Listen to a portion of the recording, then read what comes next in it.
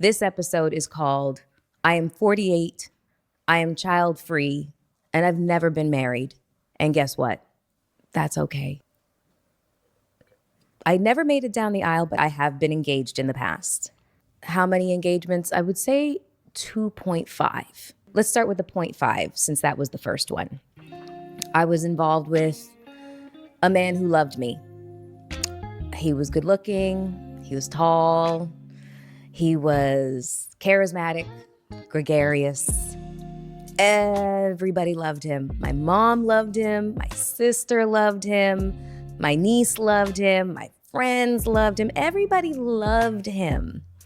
But there was something inside of me that just said, this is not perfect. It's the furthest thing from perfect. He would say things like, nobody's ever going to love you the way that I love you. And I believed him. I wrestled with this internal sense of guilt. I wrestled with the guilt of honestly wanting to be free, honestly wanting to live my life and to date and to experience other men and to experience other things and other places. I just wanted to live my life.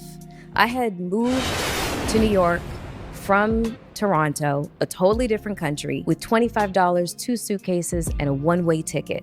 I didn't have permission from my country to leave. I didn't have permission from this country to be here. And I was making things happen for myself at a very, very rapid pace.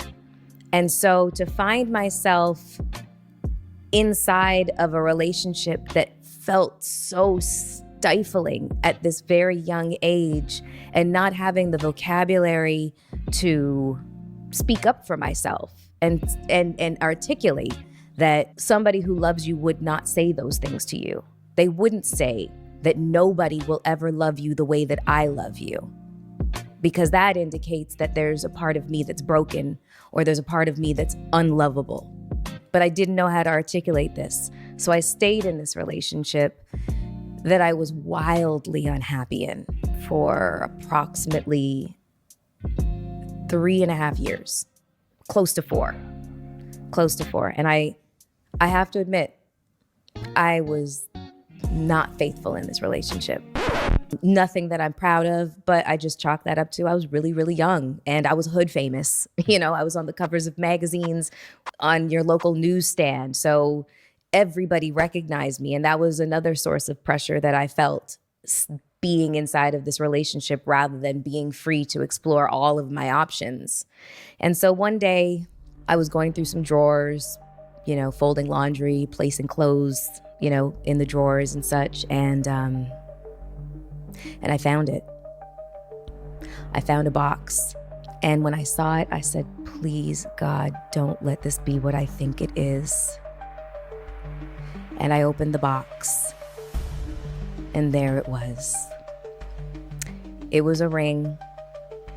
And the only thing that I could think was that it was an engagement ring. It sure as hell was not a promise ring. We were way beyond that. We were not in high school. I was not wearing this boy's varsity jacket. This was an engagement ring. And if I knew this man the way that I knew him, that proposal was going to be very public.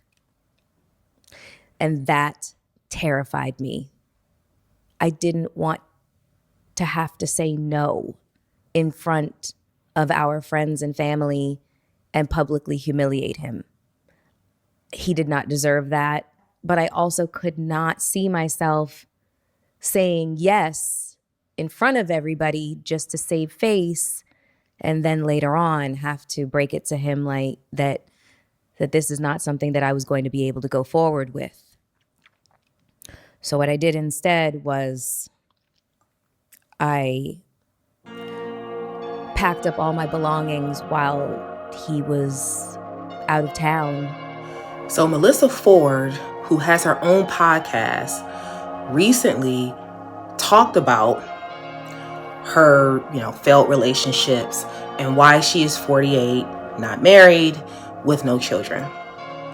And I listened to the entire story. It's about 50 minutes long. And I had to go back to the beginning and re-listen to the very first relationship, which was also an engagement, because I realized something. You know, she talks essentially, and real quick, this video is going to be lightly edited, but not very edited. So please bear with me through the pauses and me looking at my notes, etc. Let's just go back to the first guy, that guy that you heard her talk about. That was her, I guess, one of her first serious relationships, which lasted about, I think she said 3.5 to 4 years. With him, he said something that offended her, which was, no man is gonna ever love you the way I love you. She was highly offended by this. He actually was right. So even though I don't recommend saying that to a woman, perhaps he could see something that she couldn't see. In that, as Melyssa Ford continued on during her podcast to talk about her subsequent relationships with other men. She talked about being domestically abused, emotionally abused, verbally abused. She talked about another guy who wanted to do a threesome. He was open to do a threesome with his best friend, who's a guy, which I thought was crazy. She talked about a lot. But she did not describe any other man the way she described this first guy. And as you heard her talk about, you know, the family loved him. You know, he was a handsome guy. Sounds like he was a smart guy. He was a good guy. Essentially sounds like a really nice guy. And she also uses this word that she tried to like reconcile with him years later, after feeling bad about leaving him. She tried to reconcile. Reconcile, in my mind, is another word for she tried to get back with him. She never takes accountability for the fact that that was a huge mistake, the way she treated him. I mean, she kind of dismisses it and says, well, I was young. For the record, I think she was about 25, right? And I think it's just so important for men, for guys who identify as nice guys, to pay attention to the kind of women who really were never wife material. And I hate to say that because it sounds mean and it sounds harsh, but you guys have heard me on this channel talk about the traits and the qualities of a good woman. The traits and the qualities of a wife are different. And I'm not sure if I actually said that on this channel, but I have talked about the traits of a wife being something almost innate. I don't know, can you learn? I mean, you've heard me ask this question. Can you learn how to be a wife, or is it something that you just are? Even before you actually become one, even before you actually legally become a wife, there are certain qualities. And a lot of these qualities date back to childhood. When you're really young, I can look back to my 20s, my mid 20s, my late 20s. What was I thinking at that time? How did I feel? Would I have cheated on a good guy? And you have your answer. Melyssa Ford openly talks about how she really never really wanted to be married and never really wanted kids, And so again, I think on both parts, on his part, perhaps he missed some signs, but also with her being offended by him saying, no man is ever going to love you the way I love you. And he ended up being right. Because I think, and this is me using my woman's intuition based off of what she said, he is the one that got away. Perhaps Melyssa Ford would be married today, perhaps with children, if she had stayed with him. Well, let me also explain another part of this, because it sounds like very similar to Vivica Fox It sounds like the reason why Melyssa Ford rushed and got away from this first guy who was going to propose to her is because she was getting so much attention around that time. I think she was, like I said, in her mid-20s. She was the hottest thing, in the video world, in the rap world, in the Black community. She was on fire. And very similar to Vivica Fox, who blew her opportunity with 50 Cent, it's the same thing. She prioritized, meaning Melyssa Ford, prioritized the attention that the world was giving her, the attention she was getting for her body, the attention that she was getting for her beauty, prioritized that. And she chose a life to work hard, to, essentially sell her beauty, sell her body, not in that way, but I mean, she was a video model. So a lot of that, I mean, she's talked openly about a lot of horror stories, things that she's been through in the industry that no woman would wish on herself. So Melyssa Ford did not have an easy life. She chose that over the protection and the security and the, what is that word? Kind of the state stability over the stability of being with this first guy that she describes. Melyssa Ford wants the fast life. She wanted the fast life. She wanted the bad boy. If we go back to my video that's now over 800,000 views, Rebecca Lynn Pope talks about why women prefer the bad boy, the corporate thug, the guy with the swag, the guy with the edge. All of these men that she talks about subsequently after she describes his first relationship, all those guys I would put in the category of having an edge. That's who she really wants.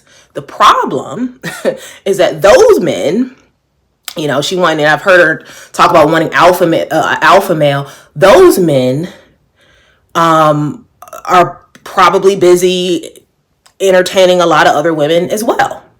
So she wants the men that everybody wants. The nice guy, and this is not to say that a lot of women don't want the nice guy, but that is a thing, that can be a thing. But the nice guy who's offering her probably an opportunity to not even have to go out there in the world to sell her beauty, to sell her body in that way, and probably offering her relief from all of that. Again, safety. She rejected that lifestyle. She rejected that life. So she got, and I don't want to say, and this is not about the DV, the domestic violence, I don't think anyone deserves that. But in terms of her being 48, not married, no children, I mean, she kind of got what she deserved in the sense that if that first man was her husband, and if that was the man that God had put in her life to relieve her of all the mess that the industry has for her, then if she chose to reject that man, which she obviously did, it's like, how sorry can we be for the fact that she's where she is? And she goes on to say that she has no regrets. She's happy where she is. But we will see how this will age, because we saw with Vivica Fox, who's now 60. See, Melyssa Ford is 48, so she's younger than Vivica Fox. We see with Vivica Fox, who's 60, and still in the market, right? And so I think it's easy, maybe at 48, to say things. I'm curious to know how Melyssa Ford will feel at 60. Will she still feel like she made the right decisions? And put them in storage and flew back to Canada. And then I had the conversation about us breaking up over the phone. I know what you're probably thinking as well. Yo, Melyssa, that's fucked up. I know. It took years for me to make peace with this decision.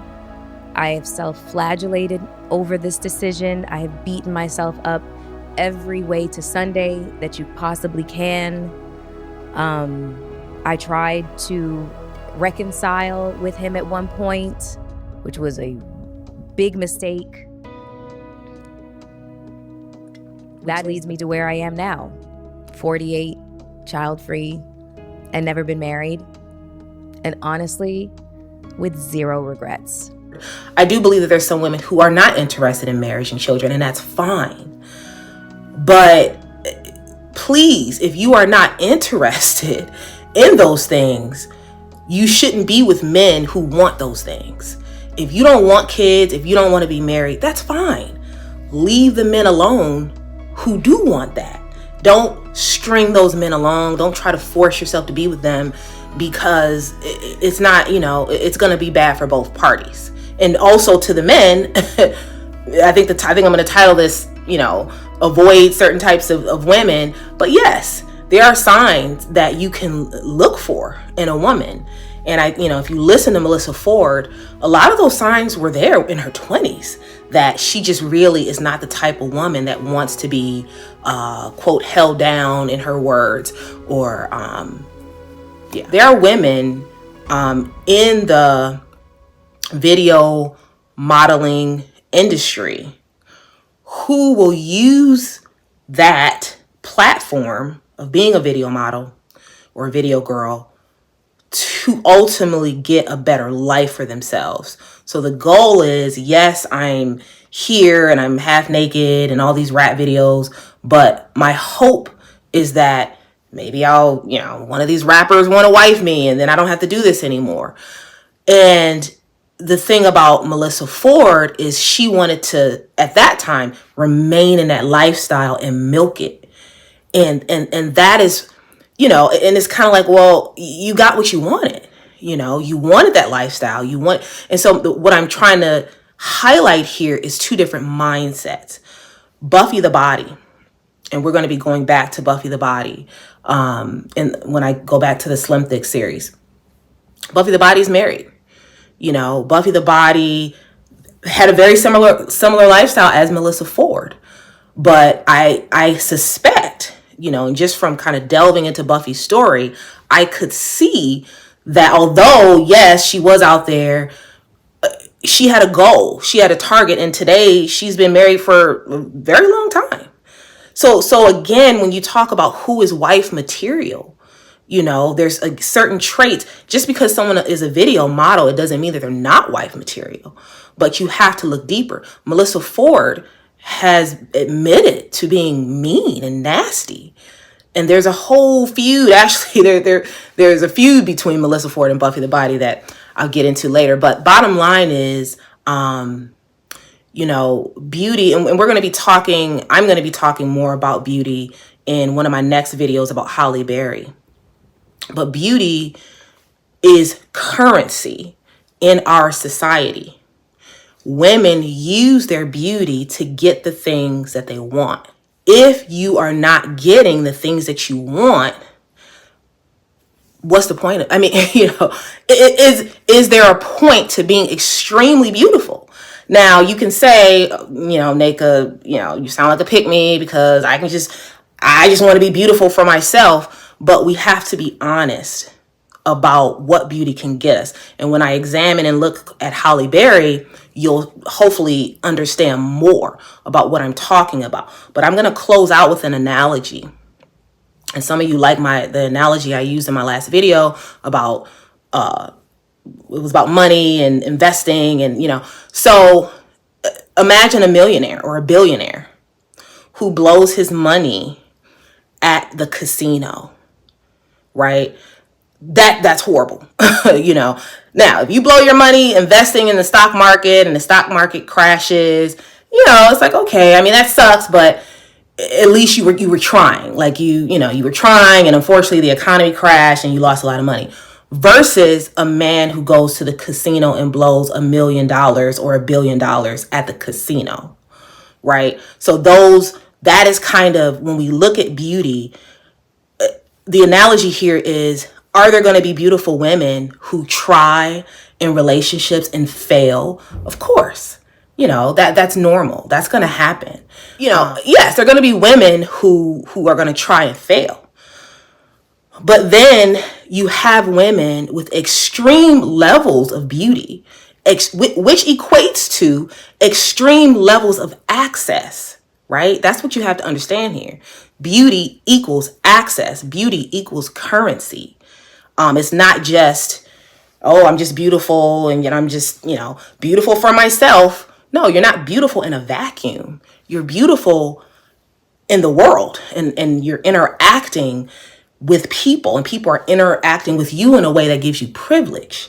And going back to my analogy, Melyssa Ford perhaps could be in the category of, like the man who blew his money at the casino, because that is going to be a reckless scenario. Because when you had an opportunity to be with someone who loved you, who loved your family, you blew it. And then you go over here to chase the men with the looks and the muscles who beat you and, who talk down to you. And it's like, at what point do you take some level of accountability? And even if you just say, look, I really messed up with the first guy. And if anything, I'm going to go try to find someone else like that. And I'm going to humble myself and try to find that type of guy. No, but you go out there and you try to find a rapper or an athlete or someone like that who is only going to have a lot more options of women that look just like you. And then you're now on a podcast. This is ultimately, where it leads to, because again, this is the fear of women, is to be older and to have to continue to work hard, because that is, as a woman who ages, you grow tired of the rat race. You want to be able to kind of kick your feet up a little bit. And when you don't have any help, you don't have a partner, a husband, a boyfriend, no one, you're just out uncovered, you likely, may have to work for the rest of your life. And, now she sits on a podcast, and as she sat on the other podcast with, forgot his name, the famous guy, there's nothing wrong with sitting on a podcast, but is that what you want to be doing at 60? At 65, at 70, right? And these are the things that as women we need to be thinking about when we are making decisions about how we want to live our lives. Do we want to be married or not? Are you okay with potentially having to work until you die? Because the man that offered you the security and the safety years ago, you rejected. And so this is ultimately what I wanted to say about this topic. So again, this video is going to be very lightly edited due to time constraints. Happy New Year. Like I said, keep your eyes out probably next week for my video about Halle Berry. Go in that description box, click the links that you see in there. My Black-owned store on Amazon, my book on Amazon about being an invisible Black woman. Please consider becoming a channel member. There's the Black and Invisible channel membership. And what else? My name is Naka, you already know that, and I'm here to make the invisible visible about modern Black women. I highlight the things that Black women would not have told you, at least not in this way. And as always, stay tuned for more videos. I think I said Happy New Year. Stay tuned for more videos. Bye.